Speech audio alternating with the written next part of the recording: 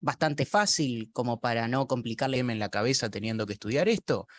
Bueno, básicamente porque es un tema que nosotros simplemente hoy vamos a mencionar algunas características generales, pero ustedes van a dedicar por lo menos 2 años de la carrera en estudiar eh, todas las complejidades que presenta el Poder Judicial, ¿no? En las asignaturas, no sé cómo se llaman ahora las unidades curriculares, pero en lo que es la disciplina de derecho procesal, ¿no? Ahí van a estudiar cómo se presenta una demanda, cómo se presenta, cómo se lleva adelante un juicio, las instancias, todo eso. Pero bueno, nosotros como somos introducción al fenómeno jurídico, tenemos que hacer una breve introducción de lo que es el Poder Judicial y bueno, vamos a hacerlo muy a grandes rasgos, a charlar un poco en la clase de hoy lo que es el Poder Judicial.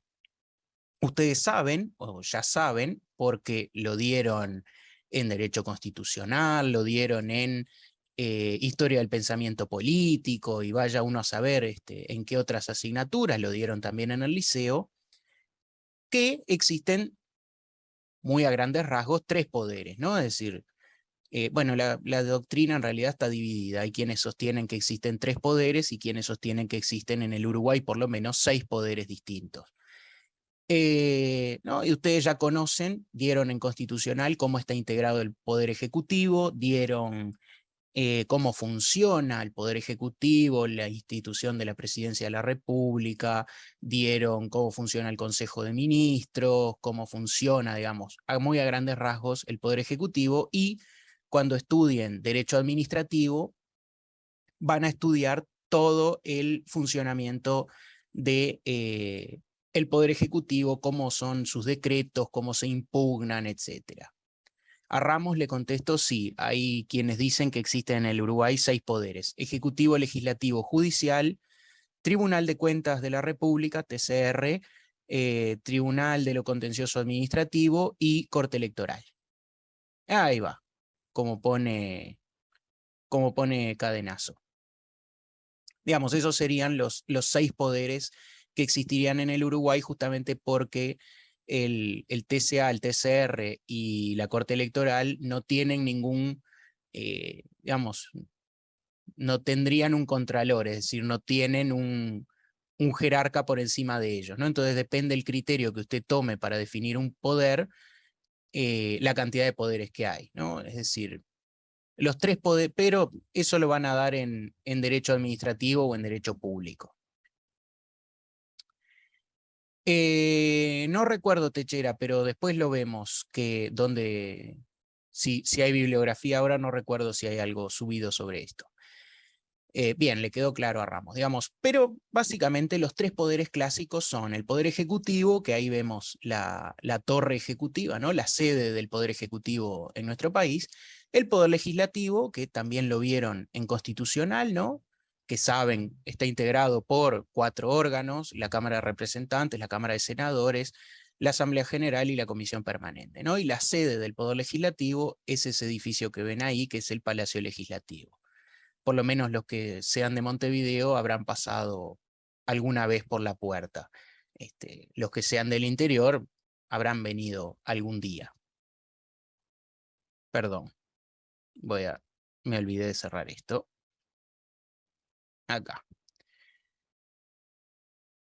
Y el tema que nos toca es Poder Judicial, ¿no? Es decir, ustedes ya vieron más o menos cómo funciona el Poder Ejecutivo, ya vieron más o menos cómo funciona el Poder Legislativo, pero no han dado demasiado o no han entrado demasiado a lo que es el Poder Judicial, que es un poco lo que vamos a estar charlando la clase de hoy, ¿no? Y que es el poder con el que ustedes van a estar más en contacto durante el ejercicio profesional, ¿no? Sean abogados, sean escribanos, van a tener que, digamos, van a pasar por estos edificios en algún momento de su carrera. Este edificio que ven acá, concretamente, es el Palacio de los Tribunales. Si hay alguno que sea que tenga más años que yo, sabrá que este edificio, ¿saben qué era este edificio antes de ser el Palacio de los Tribunales? A ver quién, vamos a hacer un detector de canas. Ahí va, Castaño. Este, bueno, Ramos, No, no apague la cámara, no es necesario. yo no le aprendo por eso directamente. Sí, yo no les puedo exigir porque tampoco la tengo prendida. Ahí va, como dice Castaño y Ramos, capaz que también quería decirlo, este, este edificio antes era la sede de la Honda, antes de que existiera Tres Cruces, los ómnibus paraban ahí. Digamos, ahora es el Palacio de los Tribunales, ¿no? Queda enfrente al Palacio Piria, que es la sede de la Suprema Corte de Justicia. Acá están todos los tribunales de apelaciones y acá están, o gran parte de los tribunales de apelaciones, no recuerdo si hay alguno que no esté acá, y acá están muchos de los juzgados letrados en lo civil, que ahora vamos a ver un poco en qué consisten estas instituciones, ¿no? Es decir, el Poder Judicial es de alguna forma el poder que ejerce la función jurisdiccional. Ustedes saben que hay, además de los tres poderes clásicos, hay funciones del Estado, ¿no? La función administrativa es la que lleva adelante el Poder Ejecutivo, la función legislativa es la que lleva adelante el Poder Legislativo y la función jurisdiccional es la que lleva adelante el Poder Judicial. La función jurisdiccional consiste en resolver problemas, ¿no? Dictar sentencias. Todo eso lo van a ver más detalladamente cuando cursen Derecho Administrativo. ¿Cómo está organizado el Poder Judicial? Está presidido por una Suprema Corte de Justicia que tiene su sede en ese edificio que está ahí, que es el Palacio Piria. Ese se compró, el Estado lo compró en el año 1907 para establecer ahí la sede central de la Suprema Corte de Justicia. Está, como ven ahí, está custodiada. ¿Alguien sabe quiénes son los que custodian la Suprema Corte de Justicia? ¿Cuál es la unidad militar que los custodia?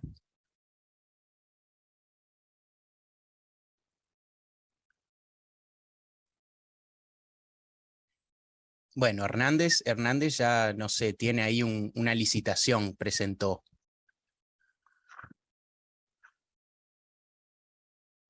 Tiene ahí un negocio. No, los blandengues, el Regimiento de Caballería número 1, Blandengues de Artigas, custodia el Poder Ejecutivo, al presidente de la República. El Regimiento de Infantería número 1, Batallón Florida, ese custodia el Poder Legislativo, y los que custodian a la Suprema Corte de Justicia son el de Ingenieros número 1, el de Zapadores. Cada uno de los poderes, como un dato totalmente anecdótico, que no se los voy a preguntar en el parcial, obviamente, cada uno de los tres poderes tiene una unidad de infantería distinta, una unidad militar distinta que los custodia. Sí, como dice Plada, dato de color. Sí, parecen todos iguales porque todos tienen ese uniforme antiguo, pero cada uno tiene una unidad distinta que los custodia. Digo, para que cuenten en un asado con sus amigos todas las cosas maravillosas que aprenden en la Facultad de Derecho, ¿no? Acá cosas para el ejercicio profesional pocas, pero datos de color este, para animar fiestas infantiles todos los que quieran. Claro, por si le salen la trivia, Ramos. Pero se supone que eso, profesor, tenga no una casualidad, sino que haya sido puesto, no sé, estoy pensando en voz alta, haya sido puesto o decidido por una oposición quizás de intereses o de los mandos para salvaguardar también la democracia. ¿Algo de eso tiene que ver o no? ¿O fue mera casuística? Ya que estamos con datos de color, digo. Bueno, no sé en el Uruguay exactamente si eso tiene alguna explicación o algún fundamento en lo que es el Uruguay.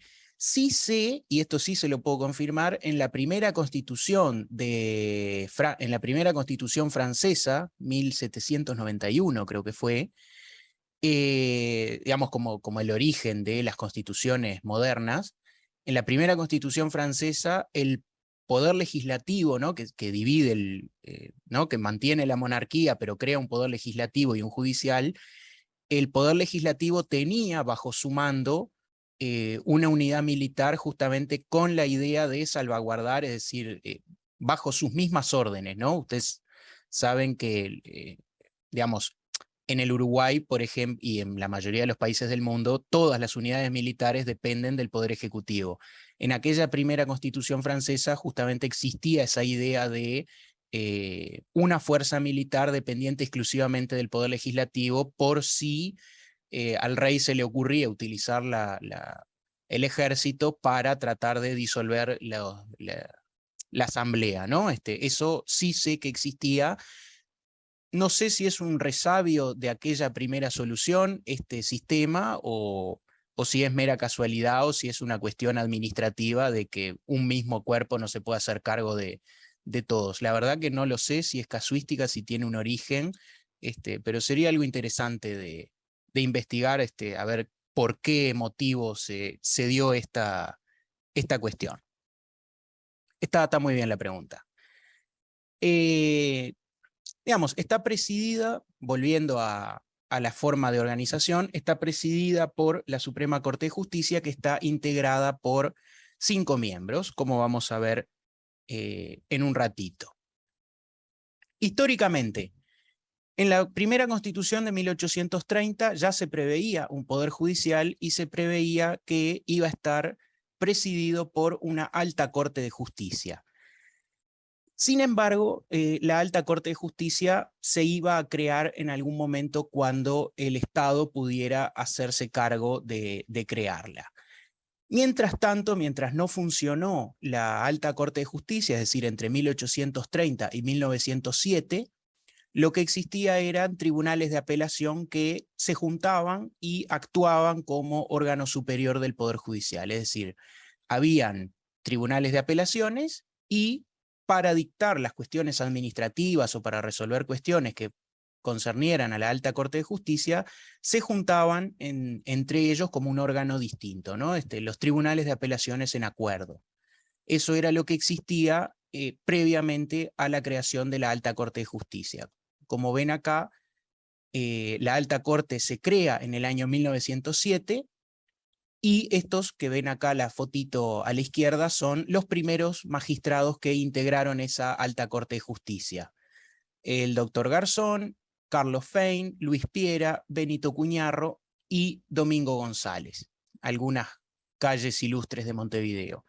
Estos fueron los primeros jueces de la Alta Corte de Justicia cuando se creó allá por 1907. La foto pertenece a el libro que hizo la Suprema Corte de Justicia en el año 2007, justamente para celebrar el centenario de la Alta Corte, del órgano que actualmente preside, ¿no? Se cambió el nombre, se le puso Suprema Corte de Justicia, pero el órgano sigue siendo el mismo, que preside todo el Poder Judicial. Yo me acuerdo hace muchos años cuando yo daba estos temas en derecho público, se me había escapado, estaba un poco distraído y se me escapó, en lugar de decir alta corte, lo dije con un acento, digamos, de tribu urbana, y en lugar de decir alta corte de justicia, dije alta corte, pero con un acento mucho más marcado. No sé si hay bibliografía específica, Petrone. Después voy a ver y les confirmo. ¿Qué les podemos subir? ¿Cómo está integrado el Poder Judicial?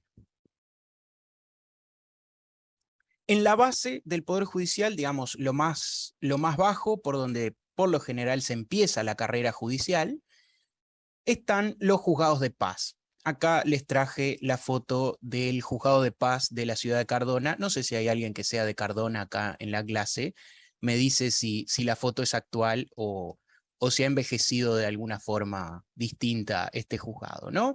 Les traje más que nada para que vean, porque la mayoría de ustedes debe tener la idea, o la inmensa mayoría de ustedes debe tener la idea de juzgados que han visto en las películas, ¿no? Entonces, un poco la idea es ver cómo son los juzgados concretos acá en Uruguay para que se les vaya quitando esa esa idea de las películas norteamericanas, ¿no? Que están los juzgados esos gigantescos con el juez con el martillo y, y, los, y los jurados ahí dictando sentencia. Ahí va, como dice Fregosi, luego vienen los juzgados letrados. ¿Cuál es el trabajo de los juzgados de paz? Que son estos que vemos acá. Entienden en cuestiones de menor cuantía, en cuestiones de arrendamientos. Digamos, menor cuantía es, yo no sé actualmente, pero andará en las reclamaciones que no superen, no sé, 500.000 pesos, una cosa por el estilo. No recuerdo ahora, debería haberme fijado en el Vademecum exactamente hasta qué cuantía entienden los juzgados de paz. Pero digamos, reclamaciones inferiores a, pongan más o menos 500.000 pesos, cuestiones de arrendamiento, todo lo que son desalojos, todo lo que son, bueno, sí, todo lo que son desalojos se entiende en los juzgados de paz, ¿no? Es decir, es un poco la base del Poder Judicial. La idea es que haya juzgados de paz en la mayor cantidad de lugares posibles para que de alguna forma se garantice el acceso a la justicia de la mayor cantidad posible de gente, ¿no? Y usualmente la carrera judicial, no sé si alguno de los que está acá quiere ser juez en el futuro o tiene la vocación por integrar el Poder Judicial, por lo general se empieza por acá, ¿no? ¿Alguno quiere ser juez? Pregunto.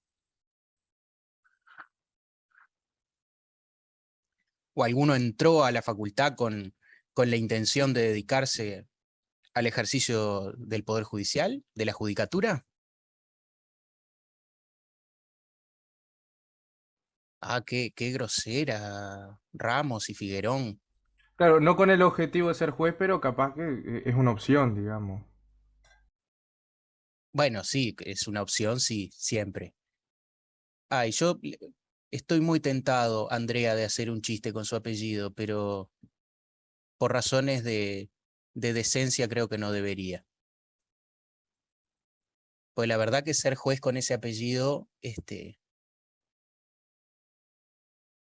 no, no, Andrea, no, no lo voy a hacer, pero la verdad que dedicarse a la judicatura va a hacerse fama. ¿Amaral había levantado la mano?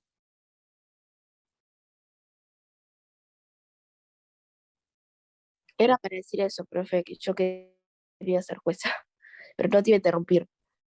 No, por favor, no interrumpe si la pregunta la hice yo para que la contestara. Eh, Justamente ese era el chiste, Andrea, que iba a ser una juez mala. Este, Ahí va, también hay una división en lo que es el interior, como bien dice Valdés, hay una división entre juzgados de ciudades, villas o pueblos, departamentales y los de la capital, y le agrego que ya no existen más, pero no existen por falta de presupuesto, pero jurídicamente podrían existir los juzgados de paz rurales, que son, digamos, los más bajos de todo el escalafón judicial. Ya no existen porque, bueno, por cuestiones presupuestales se han ido cerrando los juzgados rurales, como eran los más bajos, fueron los primeros, luego se cerraron la gran parte de los de ciudades, villas o pueblos, y mayormente los que quedan en la actualidad son los departamentales, ¿no? Es decir, los que, los que son, digamos, los más altos dentro de los juzgados de paz, pero sí, se han ido dividiendo, pero como le digo, se han ido eliminando la mayoría de lo que son los juzgados de paz inferiores. Por cuestiones presupuestales no hay plata con que mantenerlos.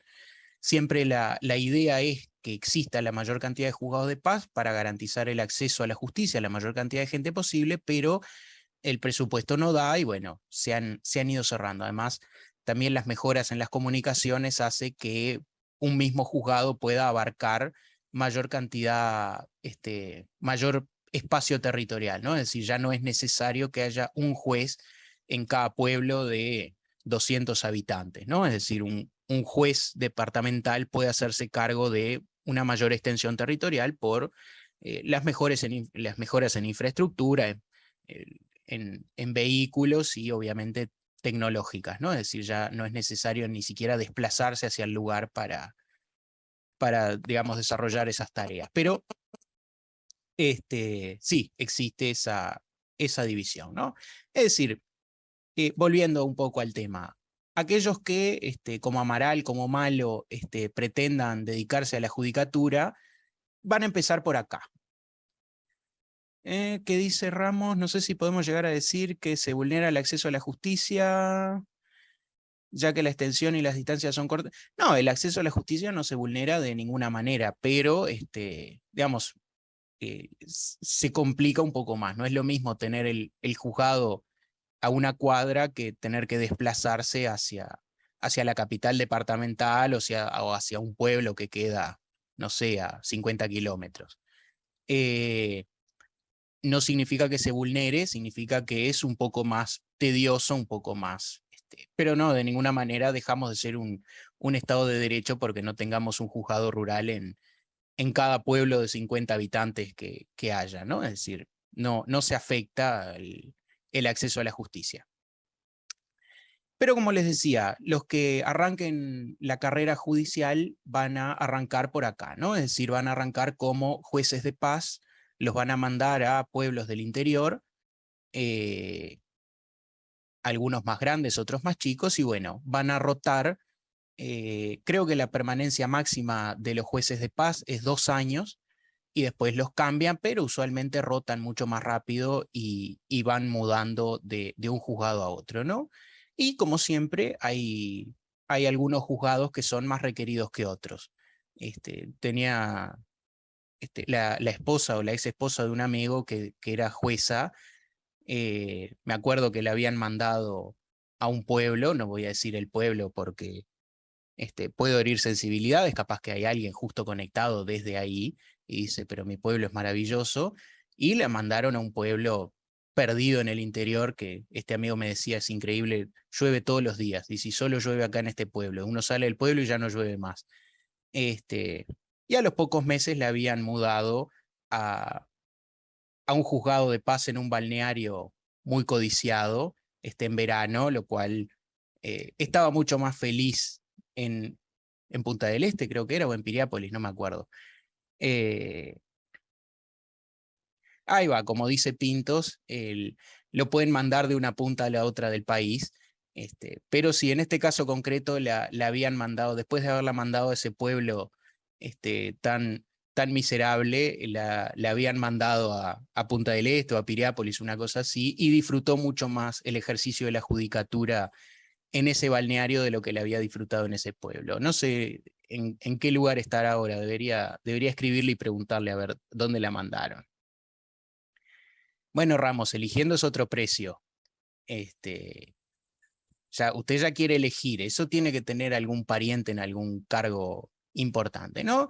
Es decir, estos son los juzgados de paz. ¿De qué se encargan? Como les decía hace un rato, cuestiones de menor cuantía y arrendamientos, ¿no? Es decir, las cuestiones menos importantes de lo que es el Poder Judicial, menos importantes en sentido de cantidad de dinero y menos importante y cuestiones, bueno, cuestiones con inmuebles rurales, desocupaciones, todo ese tipo de cosas se encargan los juzgados de paz. Le siguen, como había dicho alguien hace un ratito, le siguen en jerarquía los juzgados letrados. Estos entienden en primera instancia, los juzgados de paz también entienden en primera instancia, luego vamos a ver qué es esto de primera y segunda instancia, y los juzgados letrados entienden en primera instancia en una serie de materias, en todas las materias, pero vamos a ver que están divididos en materias distintas, a diferencia de, ahí va, era Fregosi el que se había adelantado, que vuelve a adelantarse y nos dice que le siguen los tribunales de apelaciones. Los juzgados letrados se entienden en primera instancia en un montón de materias y, a diferencia de los juzgados de paz, se especializan en materias. Ustedes van a ver en la prensa y van a ver después cuando estudien procesal que existen juzgados letrados en materia penal, juzgados letrados en materia civil, en materia de familia, en materia de contencioso administrativo, de reparación, ¿cuáles me estoy olvidando? En crimen organizado, en materia de concursos, lo que son las quiebras de las empresas, hay 2 juzgados letrados que entienden solamente en esa materia, ¿no? Es decir, cada materia, cada casi que cada asignatura que ustedes van a estudiar tiene su juzgado letrado, ¿no? Es decir, los jueces letrados de familia entienden en todo lo que son casos de familia, divorcios, ratificaciones de tenencia, pensiones alimenticias, ceses de pensiones alimenticias, pérdida de patria potestad, no me acuerdo qué otras cosas más entienden los juzgados letrados de familia, ¿no? En materia civil, todo lo que son responsabilidad civil, contratos, ¿no? Todo ese tipo de accidentes de tránsito, todo ese tipo de cosas, reclamaciones por accidentes de tránsito, ¿no? Todo ese tipo de cosas entienden los juzgados letrados, que son, igual que los juzgados de paz, son unipersonales, es decir, hay un único juez que es el que dicta sentencia. Techera, familia, civil, hay 2 de concursos, hay penal, obviamente, hay 2 de crimen organizado, hay de lo contencioso administrativo, también hay 2 o 4. Y no me acuerdo qué otros juzgados letrados más. Laboral, sí, tiene razón Ramos. Juzgados letrados especializados en lo laboral. Acá les traje la foto. ¿Cuál era esta?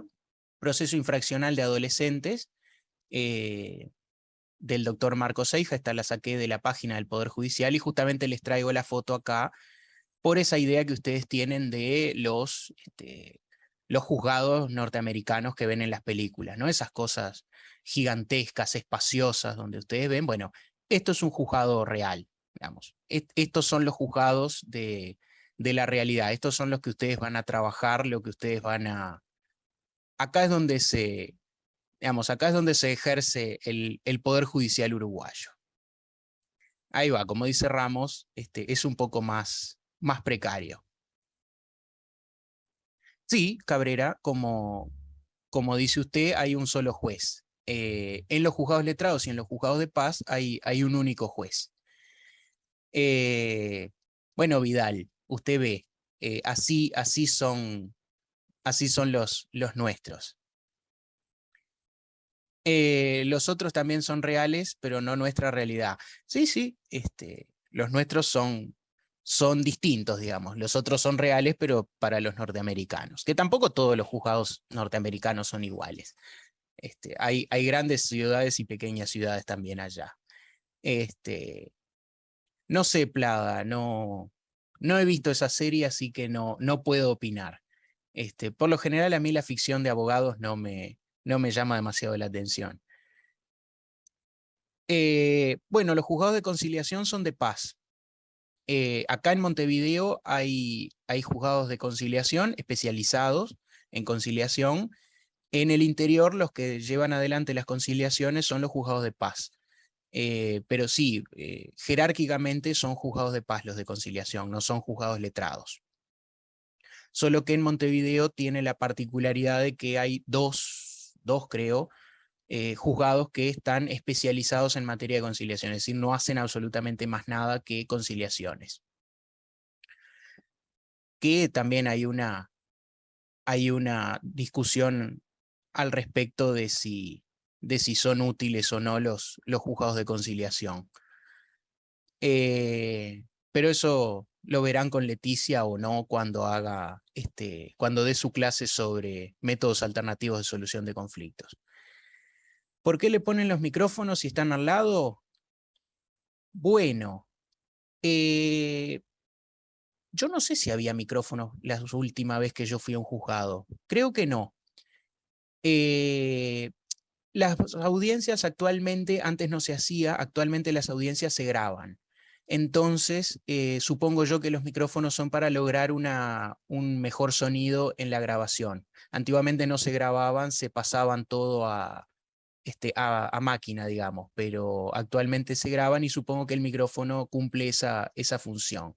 Y además, no todo el mundo habla fuerte. A veces no se escucha aunque estén al lado. A Nicole, que no tiene apellido, le contestó que sí, Caso Cerrado me parece la mejor ficción basada en administración de justicia que yo he visto en mi vida. Por lo menos es la más acertada, la más cercana a la realidad. Si ustedes creen que ejercer la abogacía es como la ley y el orden, no, el caso cerrado se acerca muchísimo más a la realidad. Siempre lo digo y algún día me van a denunciar al Consejo de la Facultad por decirlo y me van a echar de este laburo. Porque no es una opinión de lo más popular. ¿Serían 2 juzgados de cada uno en los de paz y en los letrados? No entendí la pregunta. ¿O en los de paz son 1 y los letrados 2 de cada materia por departamento? No, juzgados de paz hay infinidad y juzgados letrados también. En cada departamento hay juzgados letrados.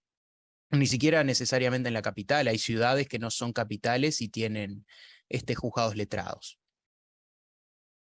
No sé si... bien, era esa la pregunta, digamos. Juzgados letrados y de paz hay infinidad justamente porque son lo más bajo dentro de la jerarquía judicial, ¿no? Es decir, los juzgados de paz son lo más bajo, los juzgados letrados son los que le siguen y los que van a venir a continuación son los tribunales de apelaciones.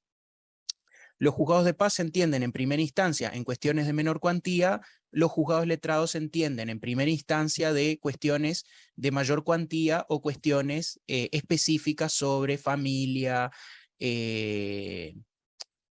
penal, instrucción de menores, todo este tipo de cosas. Y la particularidad de que los juzgados letrados entienden en segunda instancia de los juzgados de paz. ¿Qué es la segunda instancia o qué son estas instancias? Las instancias son justamente eso, instancias. Digamos, en primera instancia es cuando uno se presenta por primera vez a hacer una reclamación. Y la segunda instancia es, ahí va, como dice Castaño, la apelación, es decir, una revisión de la sentencia de primera instancia. Dicho de otra manera, en la primera instancia uno se presenta, plantea el caso, se diligencia la prueba. Diligenciar la prueba es escuchar a los testigos, ver los documentos, evaluar todo lo que es la actividad judicial de prueba, ¿no? Es decir, probar los hechos que se alegan. Y la segunda instancia es evaluar esa sentencia. ¿Por qué? Bueno, porque el juez falló en mi contra, ¿no? Dijo, usted no tiene razón. Entonces yo no me tengo que quedar con eso y puedo acudir a otro juez que resuelva sobre ese caso concreto. Los juzgados letrados son la segunda instancia de los juzgados de paz. Es decir, si yo voy a un juez de paz y reclamo, no sé, que me paguen 100.000 pesos por una deuda, y el juez dice que no me los tienen que pagar, yo puedo ir a un juzgado letrado, al juzgado letrado que corresponde, y apelar esa sentencia. Es decir, decirle a que ese juez letrado le diga al juez de paz que esa sentencia no estuvo acorde a derecho.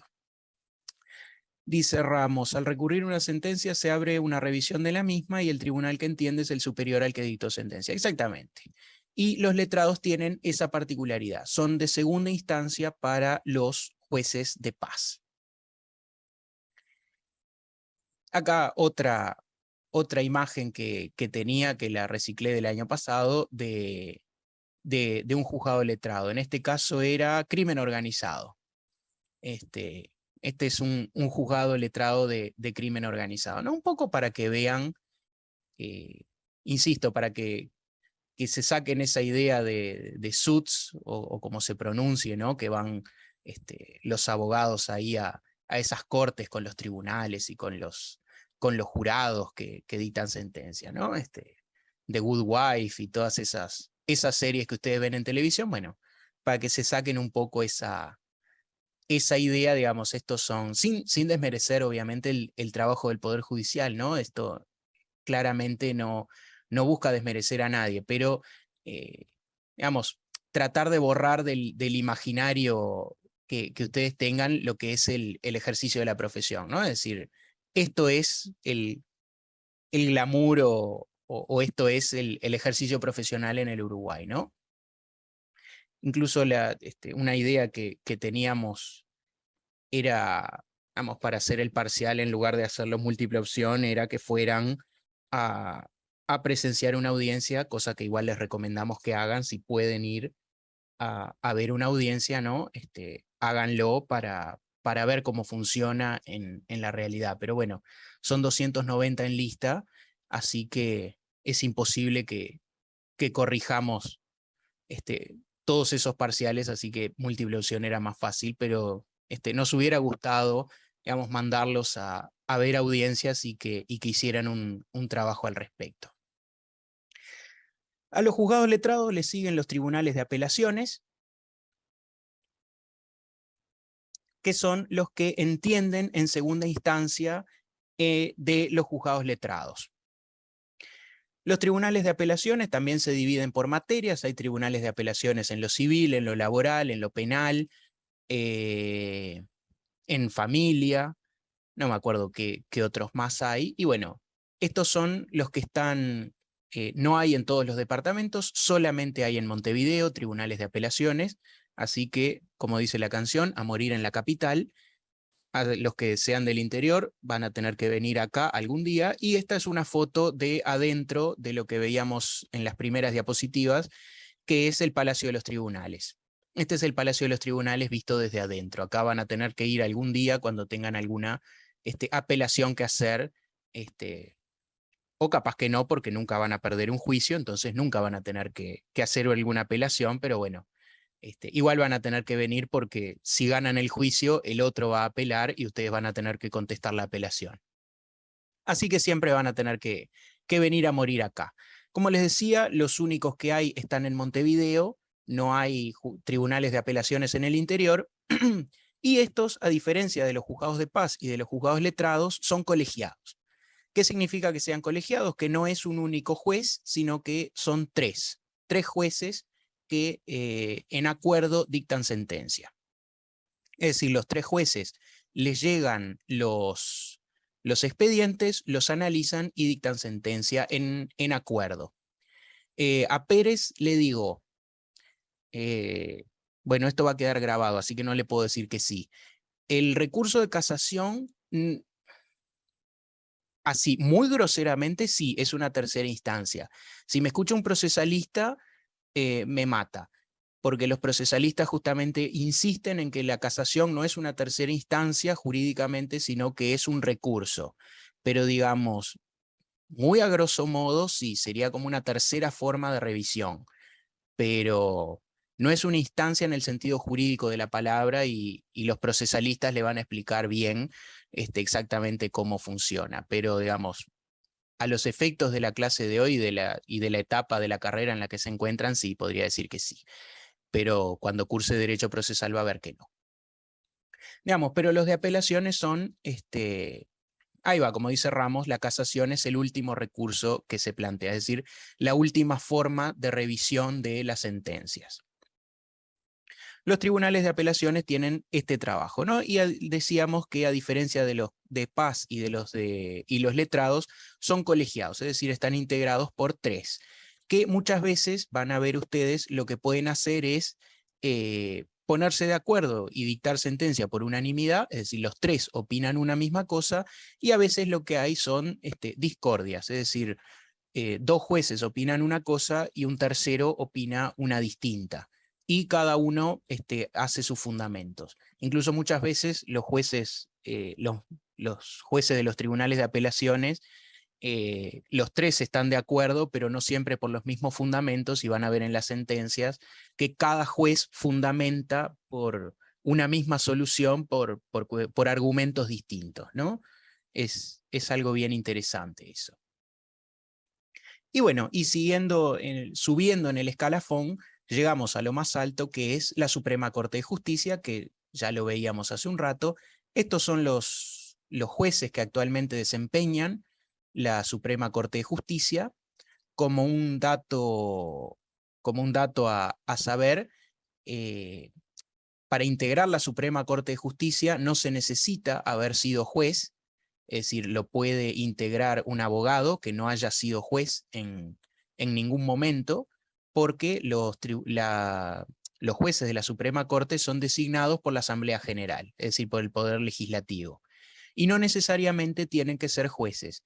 Sin embargo, en la tradición uruguaya, la Asamblea General siempre designa jueces. Y en los hechos, contestándole a Ramos, en los hechos creo que 1 o 2 veces en toda la historia se ha designado abogados que no pertenecieran al Poder Judicial. De hecho, aparentemente, uno de los que se quiso designar, que era abogado, era el profesor Enrique Tarigo, que fue profesor de esta casa de estudios, un gran académico, además de político, ¿no? Fue vicepresidente de la República. Se lo quiso designar y el doctor Tarigo aparentemente habría dicho que no, justamente para no romper con esta tradición y no sentar un precedente, ¿no? Porque por lo general el Poder Legislativo, por lo general no, siempre el Poder Legislativo ha respetado la carrera judicial y digamos, siempre ha designado jueces que se hayan desempeñado en la carrera judicial. Creo que en el 99% de las ocasiones, gente que hubiera estado en el Tribunal de Apelaciones antes. Es decir, se ha tratado de mantener una especie de carrera judicial justamente como una forma de respetar la independencia del Poder Judicial, como una forma de no meterle gente de afuera o gente que representara intereses políticos, etcétera, en la Suprema Corte. Lo cual de alguna forma también habla de un interés del sistema político uruguayo histórico de mantener una especie de independencia del Poder Judicial, ¿no? Es decir, a diferencia de otros países donde siempre se discute las afinidades políticas de los jueces que integran la Suprema Corte, el Uruguay siempre ha tratado de no recurrir a figuras políticas, sino tratar de recurrir siempre a la cantera del Poder Judicial, ¿no? De que los cuadros de la Suprema Corte siempre estén integrados por gente que haya ejercido la judicatura. Vidal había levantado la mano. No, era para comentar nomás, es capaz un poco irrelevante, pero de la mano con lo que vos decías, en realidad es el método subsidiario, perdón, que planteó el Colegio de Abogados, que está pasado el plazo ese de 90 días, ahí sí sube digamos, el que está en el Tribunal de Apelaciones con más antigüedad. Sí. Era eso lo que comentabas después. Sí, no, eso es, lo habrán dado, me imagino, en derecho constitucional, esa forma Sí, de... Sí, eso se introdujo, si mal no recuerdo, en la Constitución del 67. Antiguamente eso no existía y justamente cuando no se llegaba a un acuerdo político para designar a los jueces, siempre había un drama de que nunca se llegaba a designar a nadie porque nadie tenía los suficientes apoyos, pero justamente por eso fue que se introdujo ese sistema. Contestándole a Casal, sí, Tarigo fue vicepresidente de Julio María Sanguinetti en la primera presidencia, creo que fue.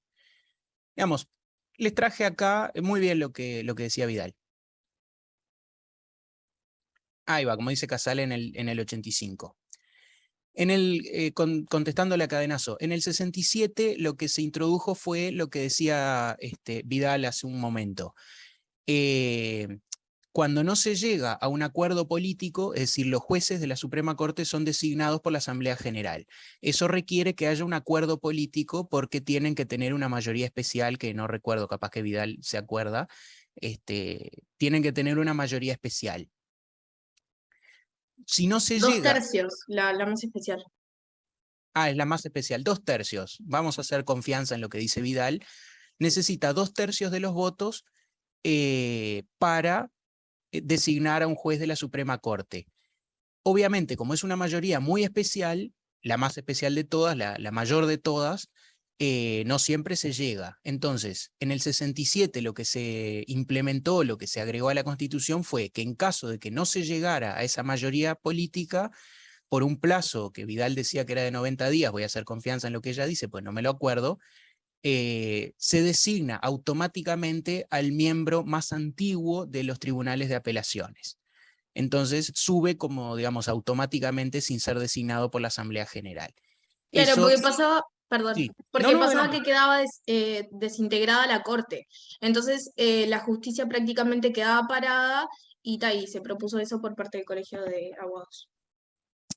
Exactamente. Y la idea es no solamente lograr que se integre la Corte, sino también un poco una presión al sistema político, ¿no? Porque el sistema político sabe quién va a ser designado automáticamente, entonces, de alguna forma, si quieren que sea ese, no hacen nada, pero si no quieren que sea ese, como ha pasado en algunas ocasiones, no voy a decir nombres, pero que el sistema político deliberadamente no quiere que esa persona integre la Suprema Corte, digamos, apuran el trámite para designar a otro, para zafar, digamos, ¿no? De que ese juez integre la Suprema Corte de Justicia.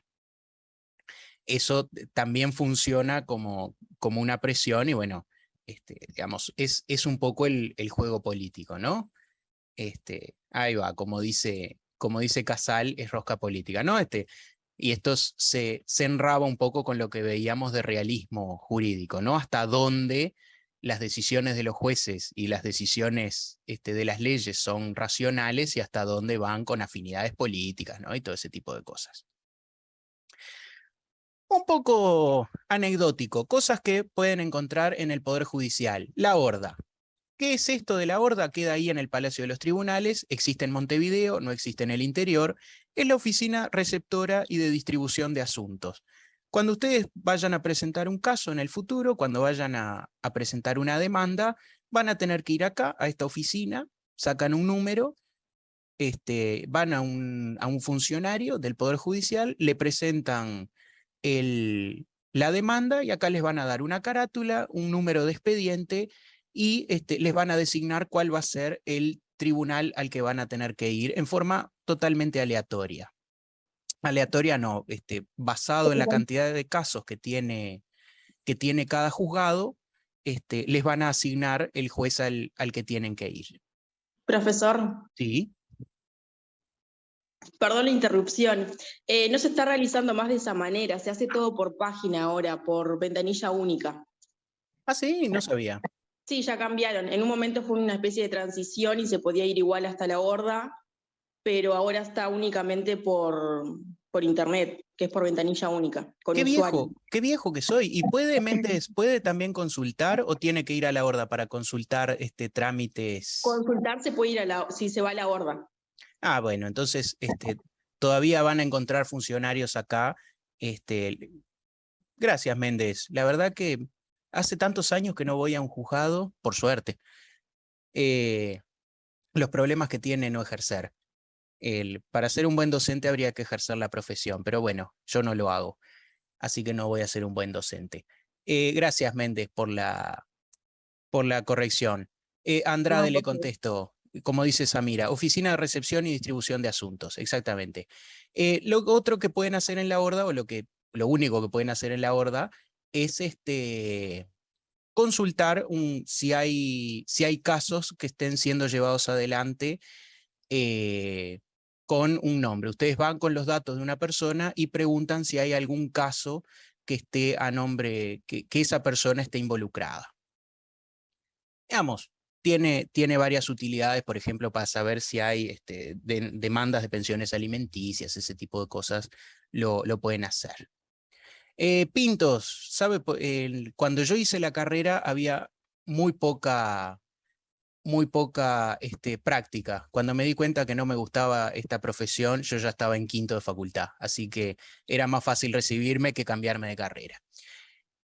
Contestándole a Pintos porque me lo preguntó. Y bueno, acá no es por ser autorreferencial, pero ni porque tenga una carrera de modelo frustrada, pero acá les traigo, sí, Ramos, ya es historia lo mío. Por favor, Vidal, por supuesto que les doy aliento para que sigan adelante. Digamos, no es una carrera frustrada de modelo, sino que no encontré ninguna foto de ningún expediente para traerles, pero quería, digamos, dejarlos con una imagen de esto es un expediente. Es un poco anormal, es bastante grande, no son comúnmente así de grandes los expedientes, pero, digamos, que ven acá, no sé si ven el puntero, esto que ven acá, usualmente los expedientes tienen esa forma que ven ahí. Digo porque como no les puedo traer un expediente para que lo vean, simplemente les dejo ahí la foto y bueno, yo no me pude recortar porque, digamos, el expediente este es simplemente una pieza, ¿no? Los expedientes se dividen en piezas distintas cuando son así, de este tamaño. Digamos, el expediente es todo esto. Y esto no era lo que iba a mostrarles. Y todo ese expediente es de un caso solo, sí. Y esto era lo que les iba a mostrar. Y con esto ya vamos terminando. En esta página que ven acá, cada expediente tiene un IUE, que es esto, que es el índice, la identificación única de expedientes, ¿no? Y ustedes en esta página, que tienen acá el link, igual se los vamos a dejar después en la plataforma EVA, ponen acá los datos, yo ya había buscado y ven acá el origen, acá ven la horda que decíamos hace un rato, recepción y distribución de asuntos, el expediente, el número y la carátula. En este caso era un caso de consultorio, cuando yo cursé consultorio, esta persona contra el marido, divorcio por sola voluntad. Y acá, como ven, tienen toda la historia del expediente, ¿no? En este caso era juzgado de familia de segundo turno, ¿no? Acá viene cómo entró, notificaciones, da cuenta, audiencia, pasó al juez, ¿no? La fecha y cómo se fue moviendo, digamos, el expediente. Y acá cargados tienen, no sé si lo ven eso que acaba de salir, si no, no puedo. Y acá tienen cargados en forma de link los distintos decretos que van bajando, es decir, los decretos son las resoluciones que va adoptando el juez en este expediente. Y acá pueden consultar toda la historia del expediente, todo lo que ha ido pasando, ¿no? Con solamente poner acá el número de expediente. Por eso siempre el número de expediente, digamos, es importante para ver justamente la historia si ustedes no tienen acceso al expediente. No sé si le contesté a vos, sí, es solo, todo ese expediente es de un solo caso, pero normalmente no son de ese tamaño, son más chicos. Los turnos son los distintos juzgados, cada juzgado tiene un turno. El juzgado letrado de primer turno es uno, el de segundo turno es otro, el de tercer turno es otro. Simplemente es una cuestión administrativa, no es que sean mejores o peores, no es que el de primer turno sea el mejor de todos, simplemente son distintos juzgados. En lugar de decirle juzgado, no sé, juzgado A, B o C, se le dice de primer turno, segundo turno, tercer turno. Y en el interior, acá en Montevideo ya no funciona más así, pero o capaz que, no sé, capaz que Méndez me corrige, en el interior, si mal no recuerdo, funcionan en base a fechas, por eso son turnos, ¿no? Como las farmacias. Funcionan en base a fechas. Si uno presenta la demanda en determinada fecha, le toca el primer turno, si presenta la demanda en determinada otra fecha, le toca el segundo turno y así sucesivamente cuando hay más de un juzgado letrado. Ese era el funcionamiento de los juzgados de turno. Incluso esto era importante en materia penal porque la estadística de delitos subía según el turno que les iba a tocar porque los delincuentes, como sabían que juez iba a estar de turno, si era un juez muy exigente, muy estricto, no delinquían porque sabían que le iba a tocar ese, y si era un juez más benigno, aumentaban los delitos porque sabían qué turno les iba a tocar y con qué juez. Castaño había levantado la mano, ¿puede ser? Sí. En Constitucional la otra vez nos estuvieron mostrando que está la base de jurisprudencia, que creo que es esa misma página, pero por otro lado que entras, que están las sentencias, creo que no la de primera instancia, sino la de segunda instancia. Esta que vemos acá. Esto, eso, a ver, porque esto estaría bueno, digo, no sé, de curioso, digo, porque me acuerdo que se buscaba, había un rango de búsqueda, una forma de búsqueda que está bueno. Esto es, primero le contesto a Cadenazo, en el interior sigue siendo así, por fecha. En Montevideo justamente es la horda la que distribuye, lo que decía Méndez hace un rato, que es por página web, que tendría que investigar para ver, capaz que la clase que viene les comento cómo se hace. es por página web que se introducen los datos y el sistema te manda al juzgado. Así no tiene que ir al turno que sea por fecha, sino que el sistema mismo lo manda automáticamente en base a la cantidad de casos para que no haya un tribunal más sobrecargado que otro. Y lo que Profesor, decía, sí, perdón, en verdad es bastante similar a lo que se hacía el preingreso, que luego era lo que se llevaba a la horda. Lo único que en este caso, además de todo eso, se tiene que subir escaneado el escrito con los timbres ya pegados y bueno, y en caso que haya partidas también tiene que ir escaneada. o sea que es más trabajo para los abogados. Exacto, se haría todo el trabajo en verdad que hacían los funcionarios en la horda. Qué bien eso, ¿eh? Siempre se le carga más. Bueno, los abogados estamos sufriendo entonces lo que siempre se quejaron los escribanos, que el Estado les da cada vez más trabajo.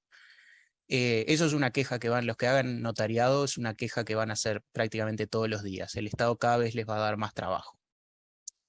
Gracias, Méndez. Lo que decía Castaño justamente es esto, la base de jurisprudencia nacional.